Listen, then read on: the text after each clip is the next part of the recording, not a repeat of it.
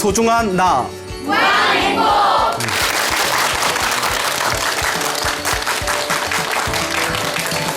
예, 만나서 반갑습니다. 저는 광우 스님이라고 합니다. 예, 이제 오늘부터 매주 광우 스님의 소나무라는 이름으로 여러분들과 함께 그 부처님의 소중한 가르침에 대해서 배워보고 되새겨보고 또 고민해보는 그런 시간 가져보도록 하겠습니다. 며칠 전이었어요. 저희 이제 여기 담당하시는 PD 거사님께 전화가 왔어요.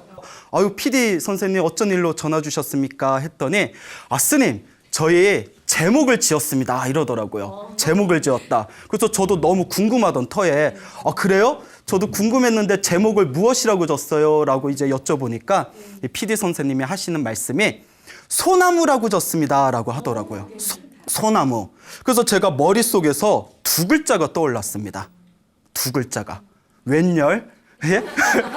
웬열? 목미? 아니 무슨 여기 식물원도 아니고 무슨 소나무? 그래서 저는 너무 뜬금없어서 뜬금없이 웬 소나무입니까? 뭐 무슨 뜻이 있습니까? 라고 여쭤보니까 그 PD 거사님이 하시는 말씀이 예스님, 소중한 나 무한 행복이라는 뜻입니다. 라는 말을 듣고 제가 다시 한번 깜짝 놀랐어요. 왜냐하면 너무 뜻이 좋아서 소중한 나 무한 행복 너무 뜻이 좋아서 제가 깜짝 놀랐는데 여러분들도 어떻게 마음에 드세요? 네, 정말 마음에 드세요? 네. 근데 뭐 별로 배나무건 사과나무건 관심 없는 듯한 또 표정 짓는 분들이 계신 것 같은데 아니죠? 다들 마음에 드시죠? 네. 예, 저 정말 이제 소나무라는 뜻, 소중한 나, 무한 행복 너무 좋은 뜻이다라고 저 스스로도 생각을 해보았습니다. 소중한 나, 무한 행복. 여러분, 우리가 인생을 살아가면서 세상에서 가장 소중한 존재는 누굴까요? 누구라고 생각하세요? 그렇죠. 바로 나 자신입니다. 간혹 어떤 분들은 이런 이야기를 합니다. 아닙니다, 스님. 저는 세상에서 저 자신보다, 나 자신보다 우리 남편이 더 소중합니다. 라는 분들이 계세요. 혹은 아닙니다, 스님. 저는 저 자신보다 우리 아내가 더 소중합니다. 라는 분들이 계십니다. 아마 신혼일 겁니다. 예, 아마 신혼인 것 같아요. 그래서 아내나 또 맞다 그러시네요. 또 아내나 남편이 더 소중하다라는 분들도 계시고요. 그리고 우리 많은 부모님들은 세상에서 가장 소중한 존재는 나 자신이 아니라 바로 누구다? 예, 자식이다라는 분들이 굉장히 많이 계십니다. 부모님의 어떤 인생의 희망이나 목표는 사실 자식이라고 해도 과언이 아니죠. 자식이 가장 소중하다. 근데 우리가 한 가지 생각해 볼 문제가 있습니다. 세상에서 가장 소중한 존재가 내가 아니라 내 아내나 남편이다. 내가 아니라 자식이다. 혹은 다른 누군가이다. 근데 한 가지 한번 생각해 볼까요? 누구 남편이니까 더 소중한 거예요? 그렇죠. 내 남편이니까. 이웃집 남편? 아니죠. 여러분 막말로 요새 제일 인기 있는 연예인, 남자 연예인이 누구예요? 아무나 한번 대보실래요? 예? 보검이. 예, 보검이. 채택이 얘기하는 거죠. 저는 너무 가슴이 아팠어요. 왜냐하면 어남요리 지지했는데 예, 뭐 나름 사정이 있었겠죠. 보검이 좋아하시는군요. 예, 그래요. 자, 여러분 만약에 결혼을 했는데 지금 남자친구 있으세요? 있어요? 자, 그러면 우리가 한번 질문을 던져보겠습니다. 남자친구하고 박보건 씨가 강물에 빠졌어요. 한 사람만 구할 수가 있어요. 누구를 구하시겠습니까? 자, 여기 방송 나옵니다. 예. 당연히 누구를 구할까요? 남자친구를 구합니다. 왜 그럴까요? 누구의 남자친구니까. 그렇죠. 내 남자친구니까. 동감하시죠? 네. 자식도 그렇습니다. 이 자식도 아니고 저 자식도 아니고 누구 자식이니까? 내 자식이니까. 결국 세상에서 가장 소중한 존재가 저는 저 자신이 아니라 다른 사람이다라고 이야기했을 때 결국 그 사람도 누구의 사람이니까? 나의 사람이니까. 결국 누구의 틀에서 벗어날 수가 없죠? 나의 틀에서 벗어날 수가 없습니다. 결국 나를 충족시키기 위한 하나하나의 모습들입니다. 결국 세상에서 가장 소중한 거는 누가 될 수밖에 없을까요? 그렇죠. 바로 나 자신이 될 수밖에 없습니다. 그러면 세상에서 가장 소중한 존재가 바로 나 자신이라면 우리가 또 한번 생각해 볼까요? 내가 세상을 살아가는 목표가 과연 무엇일까요? 무엇일까요? 행복입니다. 어떤 사람은 이렇게 얘기합니다. 인생을 살아가는 목표는 저는 돈입니다. 라고 이야기하는 분들이 계십니다. 또 인생을 살아가는 목표가 권력입니다. 혹은 명예입니다. 그리고 또 어떤 인생에 대한 판타스틱한 삶을 또 추구하시는 분들은 모험입니다. 혹은 또 사랑을 추구하면서 평생 살아가는 분들도 계시겠죠. 그렇죠? 그렇지만 돈을 추구하든 명예를 추구하든 권력을 추구하든 사랑을 추구하든 결국 행복이라는 하나의 단어에 그 모든 것이 포함되어져 있습니다. 결국 자기의 감정을 기쁨으로 충족시킬 수 있는 하나하나의 모습들, 그것을 다 뭉뚱그려서 우리는 무엇이라고 부른다? 행복이라고 부르게 되는 것입니다. 동감하십니까? 네. 결국 소중한 나, 무한 행복. 결국 세상에서 가장 소중한 존재는 바로 나 자신이라는 것이고, 그리고 바로 우리가 이 세상을 살아가는 궁극적인 목표는 무엇을 얻기 위한 것이다? 그렇죠. 행복을 얻기 위한 것이다 라고 정리해 볼 필요가 있을 것 같습니다. 동감하십니까? 네. 예, 뭐 동감 안 하셔도 할 수 없어요. 여기는 이제 제가 이야기하는 장소이기 때문에 네, 충분히 모두 다 동감하시리라 믿습니다. 모든 존재가 행복을 위해서 살아가는데 근데 우리가 여기서 아주 중요한 고민을 해볼 필요가 있어요. 그럼 어떻게 해야 행복하게 살 수 있을까? 그렇죠. 각자가 추구하는 삶의 여러 가지 모습이 있지만 그 하나하나의 모습을 우리가 행복을 얻기 위한 몸부림이라고 했을 때 어떻게 우리가 진정한 행복을 얻을 수 있을까? 그것도 일시적인 행복이 아니라 무한한 행복을 얻을 수 있을까? 그것을 우리가 한번 배워보겠습니다. 어때요? 여러분들도 궁금하세요? 네. 네? 진짜요? 네. 예, 좋아요. 한번 믿어보겠습니다. 잘 따라오시기 바랍니다.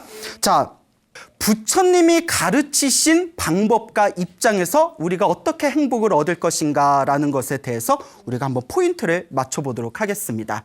자, 부처님께서는 이와 같이 말씀하셨습니다. 세상에 펼쳐진 모든 일은 반드시 무엇이 있다? 원인이 있다고 했습니다. 어떠한 결과에는 반드시 그 이면에 무엇이 있다? 원인이 있습니다. 그래서 부처님께서는 내 앞에, 우리 앞에 펼쳐진 행복과 불행도 반드시 무엇이 있다? 원인이 있다고 했습니다. 그 원인을 부처님께서는 한 글자로 말씀하셨습니다. 무엇이라고 했을까요? 그렇죠.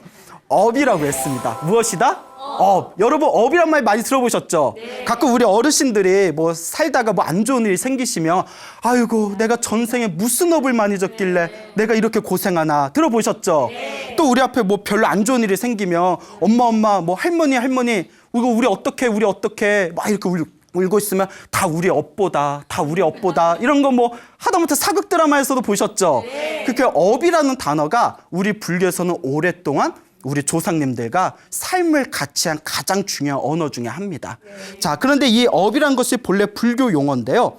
이 업에 대해서 잘 이해를 해야 우리가 행복하게 살 수 있는 올바른 원인과 방법을 체득할 수가 있습니다. 자, 그런데 여러분, 그 업이 뭘까요? 라고 막상 물어보면 대답이 잘 돼야 안 돼요? 잘 안 되죠. 예, 잘 되면 머리 깎아야 돼요. 예, 업인 이런 거예요라고 딱 대답하면 그분은 이제 출가하셔도 될 뿐이에요. 예, 자 그런데 업이라는 것에 대해서 제가 간단하게 설명을 드릴게요.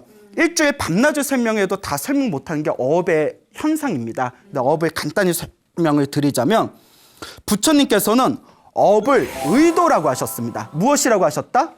의도라고 하셨어요. 의도. 어떤 의도를 가지느냐. 즉 내가 어떠한 의도를 가지고 몸과 말과 생각으로 행위를 일으켰을 때 그것을 무엇이라고 부른다? 업이라고 부릅니다. 어떤 의도를 가지고 몸으로, 입으로, 생각으로 행위를 일으키는 거. 그렇죠, 여러분? 네. 자, 우리가 업으로 행위를 일으킨다고 했을 때 좋은 의도, 착한 의도를 가지고 몸과 말과 생각으로 행위를 일으키면 우리가 그 업을 무슨 업이라고 부를까요? 그렇죠. 선업이라고 부릅니다. 예, 대답 잘하는 분들이 계시네요. 예, 선업이라고 부릅니다. 자, 나쁜 의도, 악한 의도를 가지고 몸과 말과 생각을 일으키면 우리가 그것을 무슨 업이라고 부르죠? 악업이라고 부릅니다. 즉 선업과 악업, 착한 업과 나쁜 업, 악한 업 두 가지로 이제 나눠지게 되죠. 예를 들어 볼까요? 여러분들 살아가면서 착한 일을 더 많이 하신 것 같아요? 나쁜 일을 더 많이 하신 것 같아요? 대답 안 하신 분들은 예? 찔리시는 건가요? 다들 착한 일 많이 하셨죠? 자, 착한 의도를 가지고 예를 들어 내가 저 사람을 도와줘야 되겠다라는 마음을 가지고 그 사람을 위해서 봉사했을 때 몸으로 봉사하든 입으로 봉사하든 혹은 몸과 입으로 그 사람을 도와주진 못해도 생각으로라도 저 사람을 위한 봉사의 마음을 일으켰을 때 우리가 그 업을 무슨 업이라고 부를까요? 선업이라고 부르게 됩니다. 착한 업이 되는 것이죠. 자, 저 사람 너무 미워. 여러분 살면서 미운 사람 있어요, 없어요? 있어요. 예, 없으면 부처예요. 예, 있군요. 여러분 정말 미운 사람 있을 때 물론 실제로 해코지한 경우는 없겠지만 가끔 미운 사람 때려주고 싶을 때 있죠. 예, 그럼 몸으로 때리고 입으로 욕해주고 싶을 때 있죠. 예, 입으로 욕하고 그리고 생각으로 저거 확 죽어버렸으면 이라는 생각 해본 적 있어요, 없어요? 있어요? 너무 솔직하다. 예. 자, 몸과 말과 생각으로 나쁜 업을 일으켰습니다. 이것을 무슨 업이라고 부를까요? 악업이라고 부릅니다. 자, 여기까지는 잘 따라오셨죠? 네. 자, 여러분 우리가 밭이 있어요. 이렇게 밭이 있는데 여러분들 밭에다가 사과 씨앗을 심으면 뭐가 날까요? 사과가 납니다. 배 씨앗을 심으면 뭐가 날까요? 배가 납니다. 자, 사과 씨앗을 심었는데 배가 난 거 보신 분, 배를 심었는데 사과나무가 열린 거 보신 분, 괜찮아요. 솔직하게 얘기해 보세요. 예? 용기를 가지고 있어요, 없어요? 없죠. 없습니다. 누구나 콩 심은데 콩 나고 팥 심은데 팥 난다는 이 이치를 모두 다 알고 있습니다. 그렇죠? 자, 그와 같습니다. 우리 마음에도 밭이 있대요. 우리 마음에도 무엇이 있다? 밭이 있다고 합니다. 우리 마음의 밭에 어떤 씨앗을 심냐에 따라서 열리는 열매가 틀리답니다. 콩을 심으면 콩이 나고 팥을 심으면 팥이 나고. 자, 그러면 우리 마음의 밭에다가 착한 씨앗, 선업의 씨앗을 심으면 무슨 열매가 열릴까요? 선업. 그렇죠. 그 선업의 열매를 우리가 행복이라고 부릅니다. 행복의 열매. 선업을 원인으로 해서 생긴 열매. 그걸 무엇이라고 부른다? 행복이라고 부르게 됩니다. 자, 우리가 마음의 밭에다가 나쁜 씨앗, 악업의 씨앗을 심으면 무엇이 날까요? 악업의 열매. 그걸 두 글자로 무엇이라고 할까요? 그렇죠. 불행의 열매가 열리게 됩니다. 이것을 콩 심은데 콩 나고 팥 심은데 팥 나고, 선업을 심으면 행복이 열리고 악업을 심으면 불행이 열리게 된다라는 인과응보법이 되겠습니다. 알겠죠? 이게 바로 인과응보예요. 원인과 결과. 내가 지은 원인에 의해서 그 결과를 응당히 반드시 받는다라는 뜻이 되겠습니다. 알겠죠? 네. 예. 자, 인과응보. 자, 이 인과응보의 입장에서 봤을 때 우리가 조금만 더 디테일하게 들어가 볼까요? 여러분, 윤회라는 얘기 들어보셨죠? 네. 나는 전생에 무엇이었을까? 이런 거 궁금해요, 안 궁금해요? 예, 여러분들도 뭐 타로 카드 같은 거 보십니까? 네. 예, 봐요? 예, 그래요. 열심히 보세요. 예, 근데 너무 믿으시면 안 돼요. 자, 전생에 내가 무엇이었을까? 여러분들 전생 믿어요, 안 믿어요? 믿어요. 또 안 믿는 분 계시나요? 예. 자, 전생, 불교에서는 전생, 윤회라는 게 분명히 있다고 합니다. 수많은 우리 인간의 인식으로는 헤아릴 수 없는 수많은 시간 동안 태어나고 죽고 내가 지은 업을 끊임없이 내가 받는 이 윤회의 거대한 수레바퀴가 있다고 우리 부처님께서, 그 부처님의 그런 수많은 깨달음을 얻으신 제자분들께서 증명하고 계십니다. 그러니까 여러분들도 수행을 열심히 하면 전생 볼 수 있어요, 없어요? 볼 수 있어요. 제가 이런 얘기하면 항상 질문을 던져요. 그럼 스님은 보셨어요? 그럼 내가 뭐라고 대답해야 되나? 예. 자, 여하튼 못 봤어요. 궁금해하지 마세요. 예. 근데 기도를 열심히 하면 정말 자기의 전생 같은 게 보이는 그런 현상들이 실제로 있습니다.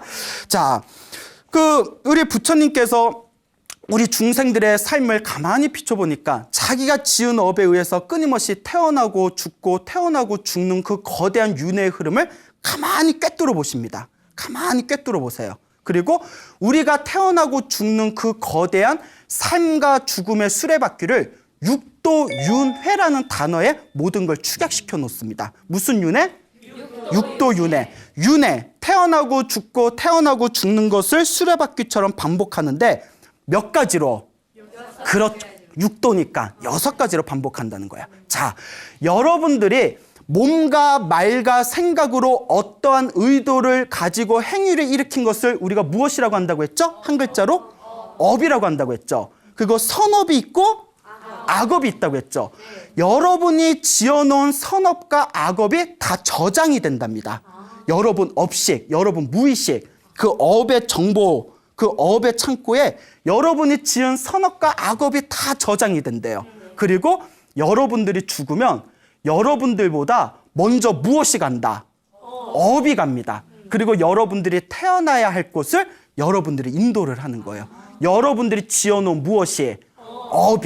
업이 여러분들의 다음 생을 결정짓는다고 합니다. 평생을 나쁜 짓만 하고 살았어요.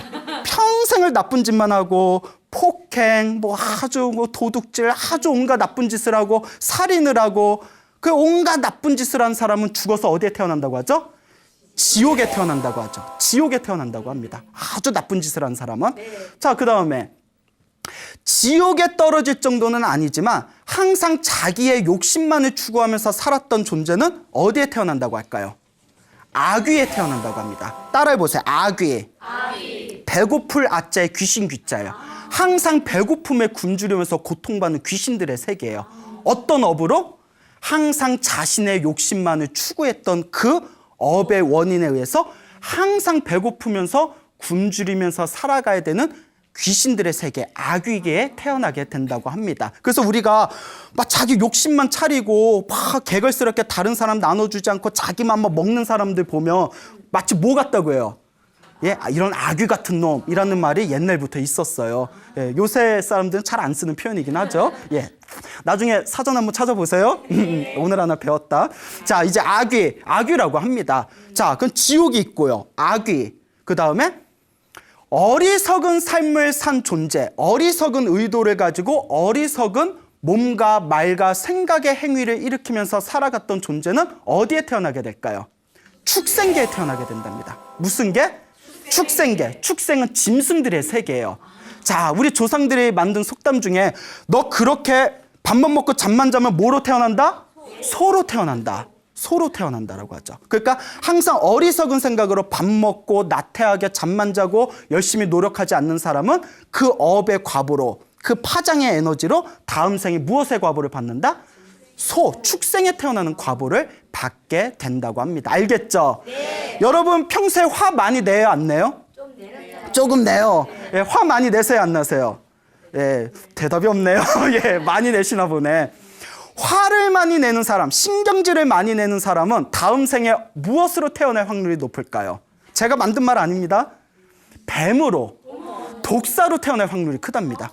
경전이나 주석서에 나옵니다. 어떻게 그 화를 엄청 많이 내신 분인가 봐요.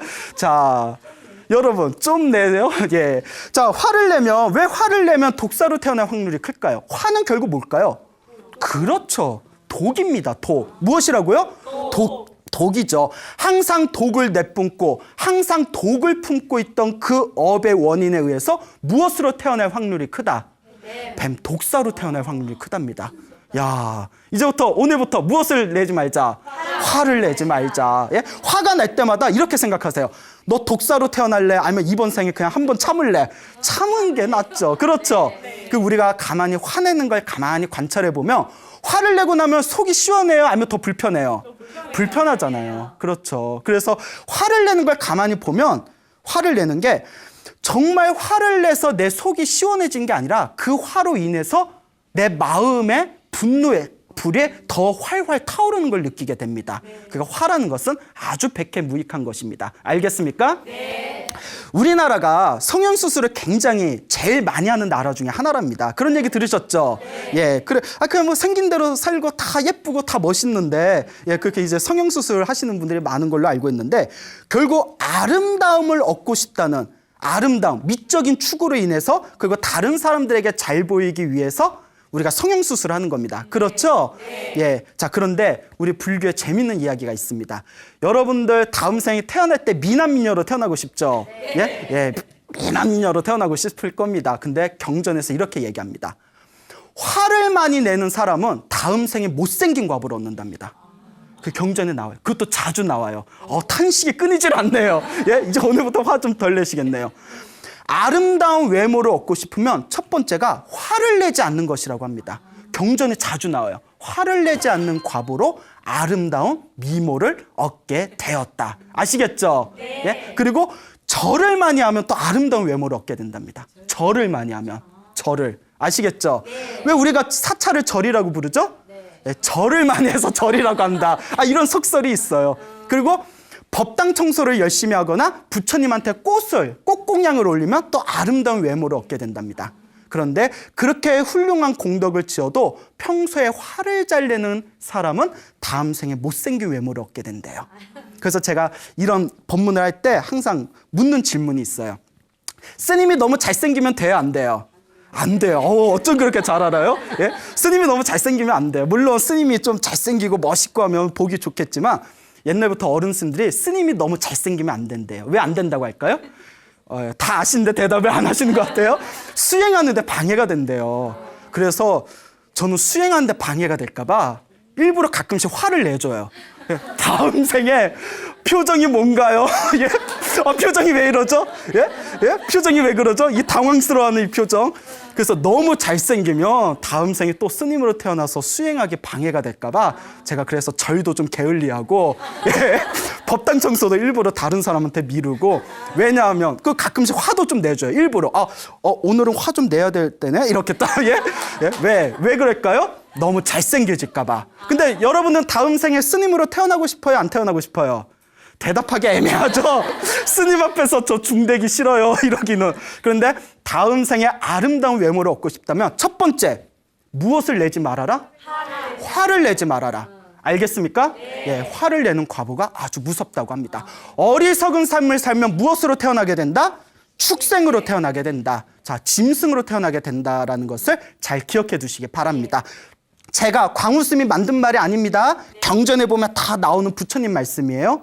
자, 지옥에 대해서 얘기했고요. 그 다음에 악귀에 대해서, 배고픈 굶주린 귀신들의 세계에 대해서 이야기했고요. 세 번째가 축생에 대해서 얘기를 했습니다. 자, 네 번째. 자, 호승심, 승부심이 강한 사람들. 예, 승부심이 강하고 어떻게든 이기려는 사람들은 아슈라계에 태어날 확률이 크답니다. 자존심이 너무 높고 이기기를 좋아하는 사람들. 아슈라 많이 들어보셨죠? 싸움의 신을 뜻합니다. 게임 같은 거 좋아하시는 분들 아슈라 저기 끝판왕 중에 아슈라들 나오고 이런다면서요. 전 게임을 안 해보지만 고개 끄덕이는 분들이 계시네요. 아슈라 싸움의 신. 그러니까 막 좀 져줘도 되는 거 악착같이 이기려고 그러고 막 자존심 세가지고 남한테 지기 싫어하고 이러한 업의 과보는 아슈라로 태어나게 된답니다. 그러니까 마음을 항상 부드럽게 가지셔야 돼요. 마음을 어떻게 가지셔야 된다? 부드럽게 가지셔야 됩니다. 알겠죠? 자, 그래서 이 싸움의 신 아슈라라는 그런 이제 세계가 있고요.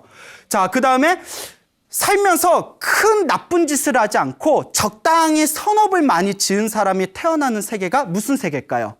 인간계입니다. 여러분들 뭐예요? 인간. 사람이에요. 알겠죠? 예, 닌겐이라고도 하죠. 예, 자, 사람, 인간입니다. 그러니까 여러분, 일단 인간으로 태어난 업 자체가 전생에 악업을 크게 짓지 않고 어느 정도 선업이 있는 존재가 태어나는 세계가 인간계라는 거예요. 그러니까 어쨌거나 여러분들이 이 인간 세상에 태어난 거는 적어도 전생에 내가 무엇을 많이 지었다? 선업을 많이 지었다. 여러분 믿습니까? 예, 여러분이 어느 정도 전생에 선업을 지었기 때문에 이번 생에 인간으로 태어날 수 있다는 거예요. 그러니까 사람의 존재는 소중합니다. 여러분들은 사랑받기 위해 태어난 존재예요. 예, 이거 저쪽에서 얘기하는 건데 여하튼 사랑받기 위해 태어난 존재. 인간으로 태어난 업이 그와 같이 소중하다라는 것을 명심하시길 바랍니다. 그리고 선업을 엄청나게 많이 지은 존재들, 정말 남을 위해서 선업을 많이 짓고 복을 많이 지은 존재들이 태어나는 세계가 어느 세계일까요? 천상입니다. 우리가 흔히 말하는 천국이죠. 천상. 그러니까 여러분들 전생에 복을 조금만 더 많이 줬으면 이 인간계보다 한 단계 위인 어디에 태어났을까요? 천상계. 에휴, 조금만 더 짓지. 예? 조금 2% 부족해서 지금 어디에 태어났어요? 인간계에 태어났습니다. 알겠죠? 불교에서는 천상, 천국이 28개가 있다고 합니다. 그 28개, 28천을 다 이렇게 설명하려면 또 한도 끝도 없어요. 근데 28개의 천상세계가 있다라는 것 정도는 여러분들이 좀 기억을 해두시기 바랍니다. 알겠죠? 그래서 이 천상세계도 여러분들이 얼만큼 복과 선업을 많이 지었냐에 따라서 태어나는 세계가 또 등급이 틀립니다. 예, 그래서 28개 천상세계가 있다. 자, 그래서 지옥, 악귀, 축생, 아슈라, 인간, 그 다음에 천상, 28천, 천상세계까지 모두 몇 개죠? 6개. 그래서 6도입니다. 6개의 세상이 있는데, 자, 중요한 거. 지옥에 한번 떨어지면 영원히 살까요? 언젠가는 나올까요? 언젠가는 나옵니다. 그 내가 지은 악업이 지옥에서 다 소멸이 되면 결국은 지옥에서 나옵니다. 알겠죠? 인간으로 태어나도 언젠가는 어떻게 돼요?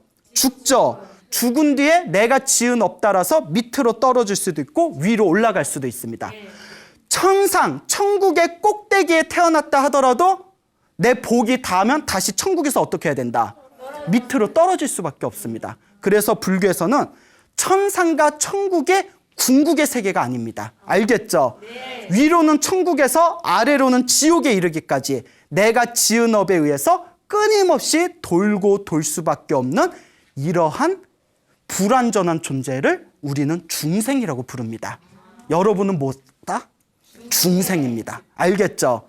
그래서 불교에서는 천상에 태어나는 것도 목표로 세우지 않고 이 6가지 윤회 세상에서 완전히 벗어나는 것을 목표로 삼습니다.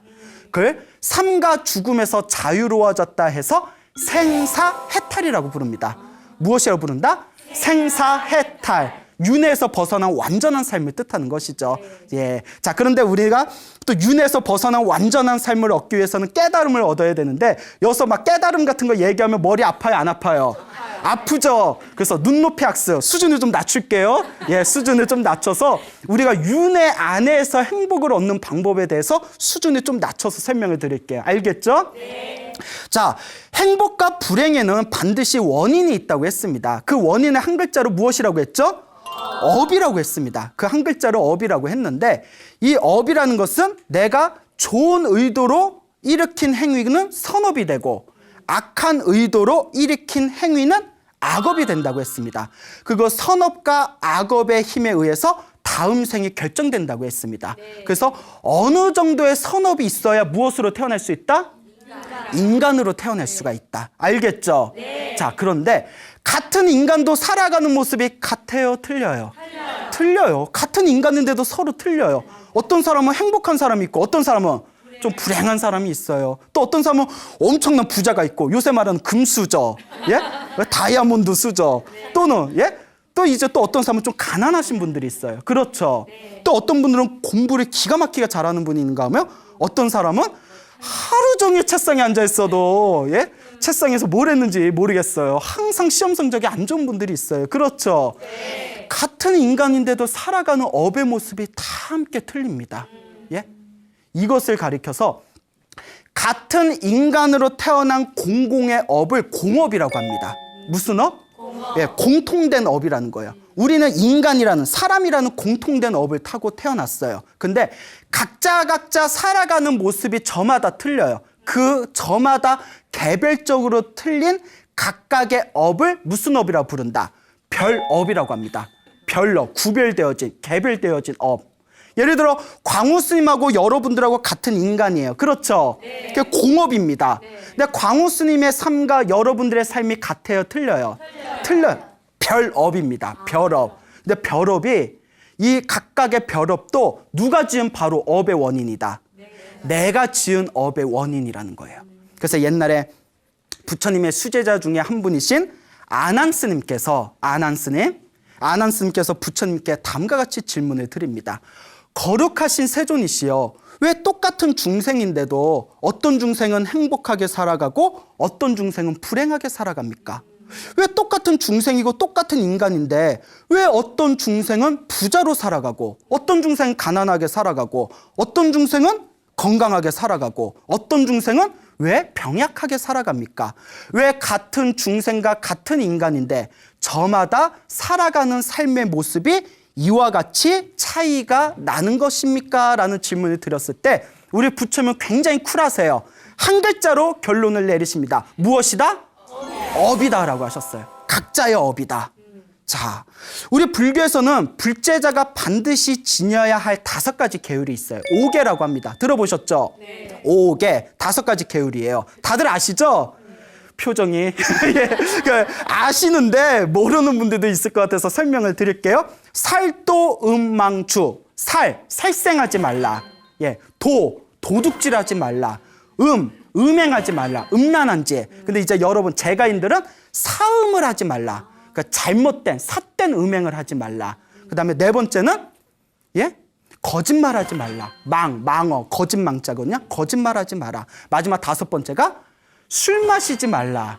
혹은 여러분 뭐 소맥 좋아하십니까? 예. 자, 술 마시지 말라. 예. 그래서 술을 마시더라도 남에게 피해가 줄 정도로 많이 마시지 말고 적당히 마셔라라는 그런 계율들이 있습니다. 그래서 살도음망추. 부처님께서 계율을 제정해 놓은 것은 그 중생으로 하여금 악업을 짓지 않게 방비하고 선업을 짓게 하도록 만드신 방편법입니다. 방법론이에요. 자, 살생을 많이 한 존재, 전생에 살생을 많이 하면 다음 생에 어떤 과보를 받을까요? 단명하게 된다고 합니다. 단명을 하거나 몸이 아픈 과보를 얻는데요. 살아있는 생명을 많이 죽인 어본. 무슨 말인지 아시겠죠? 그래서 우리 주변에 혹시 그런 일 있지 않습니까? 정말 법 없이도 살 사람인데 정말 착한 사람인데 하늘도 무심하시지 일찍 세상을 떠나시는 그런 분들을 가끔 주변에서 볼 때가 있어요. 그렇죠? 그래서 우리가 흔히 하는 얘기가 하늘에 계신 분은 착한 사람을 좋아해서 더 빨리 데려가시는 거라고. 그러면 장수촌에 계신 분들은 다들 못 돼가지고 안 데려가시는 건가? 말이 좀 안 되잖아요. 예? 그러니까 그 사람을 위로해주기 위한 말이겠죠? 불교에서는 이렇게 가르칩니다. 이번 생에 착하게 산 그 업은 다음 생에라도 받는다. 하지만 이번 생에 단명한 것은 전생에 무엇이다? 살생의 업의 과보일 확률이 크다라고 합니다. 무슨 말인지 알겠죠? 예. 그러니까 자꾸 몸이 아프거나 아무리 병원 다녀도 자꾸 몸이 아프고 사건 사고가 몸에서 끊이지 않는 분들은 내가 전생에 살생을 많이 했나? 한번 의심해 볼 필요가 있어요. 알겠죠? 예. 그래서 살생을 많이 하면 단명하거나 몸이 아픈 과보를 얻는다. 두 번째, 도둑질을 많이 하면 남이 주지 않는 물건을 훔치면 항상 재물이 모이지 않는 과보를 얻는답니다. 우리 주변에 보면 열심히 노력하는 분들이 있어요. 근데 노력을 안 해서 장사가 안 되거나 사업이 안 되면 괜찮은데 아무리 노력을 해도 돈이 안 모이거나 항상 사업이 망하는 분이 있어요. 제 아시는 분 중에 이제 먹는 장사가 남는다고 해가지고 삼겹살 장사를 했대요. 삼겹살. 그 돼지 콜레라가 터져가지고 문을 닫았대요. 그래서 그때 또 한창 막 치맥이 막 초창기 때 막 치맥해가지고 인기를 끌 때였대요. 그 치킨 장사 해볼까 해서 치킨집을 열었는데 와, 조류독감. 야, 이게 웬일이야? 그래서 다 놓아버리고 그래 그러면 한번 마지막 사업이다 생각하고 크게 확장해서 하자 해가지고 소고기집을 열었대요. 그리고 우리나라에 엄청난 피바람이 불었죠. 예? 광우스이라고 광우병이라고 하신 건가요? 예? 아니죠. 예. 구제역이 터지게 됩니다. 그리고 이와 같은 사태에서 먹는 장사 사업이 다 망하고 나서 그때 여름이라서 에어컨 장사 한번 해보자. 에어컨 장사 해봤는데 몇십 년 만에 가장 시원한 여름이었대요. 뭘 해도 안 되는 거야. 이거는 실제 있었던 일입니다. 뭘 해도 안 되는 거야. 예? 그러니까 이 얘기를 들은 스님들께서 무슨 얘기를 했냐면 그 처사한테 스님은 자네는 말아먹는 게 재주니 국수집을 하시게 국수 말아주라고 예? 그렇게 농담할 정도로 자, 아무리 노력했는데도 사업이 안 되고 장사가 안 되고 돈이 모이지 않는 거 전생에 갚지 않은 빚이 많아서 그렇답니다. 예? 갚지 않은 빚이 많기 때문에 이번 생에 그렇게 다 나가는 거예요. 여러분 혹시 누구한테 돈을 빌렸는데 돈 안 갚은 적 있어요? 없어요? 없어요. 100원 한 장도? 있어요? 혹시 이런 약속한 적 없어요? 야, 내가 다음에 밥 꼭 살게 약속해놓고 밥 안 산 적 있죠? 그거는 있군요. 다음 생에 다 사게 됩니다. 빚진 거는 반드시 뭐 해야 된다? 갚아야 됩니다. 아시겠죠? 그래서 제 아시는 불자분들 중에 무슨 보증을 잘못 썼거나 사업을 하시다가 일이 잘 안 풀리신 분들한테 제가 이런 이야기를 합니다. 전생에 빚진 게 있어서 이번 생에 갚았나 보다. 그러니까 우리 불자님이 지으신 그 업이 소멸된 겁니다. 그러니까 너무 안타까워하지 마십시오. 예, 이렇게 생각해야 정신건강이라도 좋거든요. 예? 자꾸 그 돈 생각해야 가슴 아프죠. 아이고, 내가 전생에 뭐 한 거, 빚진 거 이번 생에 갚았다. 이것이 바로 업의 원인과 결과가 되겠습니다. 알겠죠? 자, 그리고 음행하지 말라, 사음하지 말라, 삿된 음행이라고 표현하는데요. 그러니까 성관계를 뜻하는 겁니다. 성적인 관계를 뜻하는 건데 삿된 성관계를 맺지 말라. 쉽게 말하면 바람 피지 말라는 거예요. 뭔 얘기인지 알겠죠? 배우자가 있는데 다른 이와 바람을 피지 말아라. 바람 피는 과부는 어떤 과부를 얻을까요? 전생에 바람을 많이 핀 사람, 청정하지 못하고 순결하지 못한 삶을 산 사람은 이번 생에 좋지 못한 가정집안에서 태어난답니다. 집안이 항상 시끄럽고 화목하지 못하대요. 그래서 자꾸 막 여자한테 상처받을 일이 많거나 자꾸 집안에서 막 콩가루 집안이라고 하죠. 그 사랑과 전쟁 옛날 드라마 있잖아요. 예? 사랑과 전쟁 보면 막 별의별 막장 같은 이야기 펼쳐지잖아요. 아, 전생에 내가 무엇을 많이 지었구나. 바람을 많이 폈구나. 전생에 카사노바였나? 이렇게 한번 스스로 의심해 볼 필요가 있습니다. 알겠죠? 광우스님이 만든 말이 아닙니다. 예, 다 경전에 나오는 말씀이에요. 부처님께서 인과응보의 흐름을 다 꿰뚫어 보시고 우리 중생들에게 이런 업을 짓지 말라 우리에게 가르쳐 주신 가르침이 되겠습니다. 알겠죠? 자, 거짓말하지 말라. 거짓말을 많이 하면 어떤 과보를 얻을까요? 거짓말을 많이 하면 항상 사람들에게 믿음을 받지 못하는 과보를 얻는답니다. 거짓말을 해서 사람을 속였던 업의 원인에 의해서 이번 생에는 사람들에게 속임을 당하고 상처받는 일들이 많아진대요. 그리고 욕을 많이 하면 욕설을 많이 하고 욕으로써 다른 사람, 입으로써 다른 사람 마음을 꾹꾹 쑤시면서 아픔을 주는 사람은 항상 입병 때문에 고생한답니다. 항상 입병 때문에 고생한대요. 예? 입으로 다른 사람을 자근자근 씹었던 그 업의 과보에 의해서 여러분들 중에 치과 갈 일이 많으신 분은 전생에 내가 욕쟁이였나 하고 또 한번 이제 우리가 한번 고민해 볼 필요가 있습니다. 네, 순간 휘청거리는 분이 계셨어요. 예, 예. 자, 이제 앞으로 잘 살면 돼요. 알겠죠? 술을 많이 마시면 우리 술 마시고 막 주사 부리는 사람들 있죠? 우리가 뭐에 비유하죠? 개 됐다 이러죠. 예? 예? 오죽하면 사람을 개에 비유하겠어요? 술을 많이 마시고 항상 머리가 흐리멍텅하게 사는 사람들은 우리 삼위율이 주석서에 보면 스님들이 공부하는 계율서 있거든요. 삼위율이라는 책에 보면 이런 얘기가 나옵니다. 죽어서 똥물지옥에 떨어지거나 사람으로 태어나도 머리가 항상 우둔한 과보를 얻는다. 그러니까 영어 단어 아무리 외워도 외워져야 안 외워져요. 예? 너무 열심히 공부해서 머리 아프다. 냉장고에서 음료수 한 잔 마셔야지. 음료수 딱 마시는 순간 새하얗게 잊어먹어요. 그런 분들이 있을 수 있어요. 그러면 스님 제가 열심히 공부해도 저 머릿속에 아무리 공부해도 머릿속에 들어오질 않아요. 전생에 내가 무엇을 많이 마셨구나? 술을 많이 마셨구나라고 또 한번 우리가 스스로를 반성해 볼 필요가 있습니다. 알겠죠? 자, 그래서 요새 이제 우리 어른 스님들께서 요새 현대인들이 술 안 마실 수는 없잖아요. 그러니까 술을 마시더라도 정신이 흐려지지 않을 정도로 적당하게 기분 좋을 정도만 마셔라. 또 이렇게 요새 현대인들에게 가르치고 있습니다. 명심하시기 바랍니다. 알겠죠? 자, 이와 같은 관점에서 보면 여러분들의 삶을 가만히 한번 비춰보세요. 여러분들의 삶을 비춰보면 내가 무엇은 뛰어난데 몸이 건강한 거 보니까 살생의 업은 별로 없었나 보다. 예? 근데 내가 항상 사람들한테 상처받을 일이 많이 생긴 거 보니까 전생에 내가 거짓말을 많이 했나 보다. 등등으로 스스로를 비춰볼 수가 있습니다. 결국 내 앞에 펼쳐진 행복과 불행, 즐거움과 괴로움이라는 것은 결국 누가 지은 업의 과보이다? 내가 지은 업의 과보이다라는 이 육도윤회, 윤회법과 인과응보, 인과법을 명확하게 이해하셔야 됩니다. 불교의 이 윤회법과 인과법을 명확하게 이해하고 사유하고 믿음이 생기면 내 앞에 펼쳐진 모든 행복과 불행이 내가 지은 업의 결과라는 것을 여실하게 꿰뚫어 보고 내 앞에 펼쳐질 새로운 인생을 행복한 업으로서 스스로 개척해 나갈 수가 있는 것입니다. 알겠습니까? 바로 그게 불교입니다. 여러분, 우리 젊은 여러분들이 생각하는 것처럼 어디 산골짜기에 쌀 이고 가가지고 부처님한테 우리 자식 잘 되게 해주세요. 이게 불교가 아니라 내가 지은 업에 의해서 행복이 생기고 불행이 생기는 것이구나. 그러면 나는 행복과 불행 중에 무엇을 선택하겠다? 행복을 선택하겠다. 행복을 선택했으니 나는 이제 어떤 업을 짓겠다?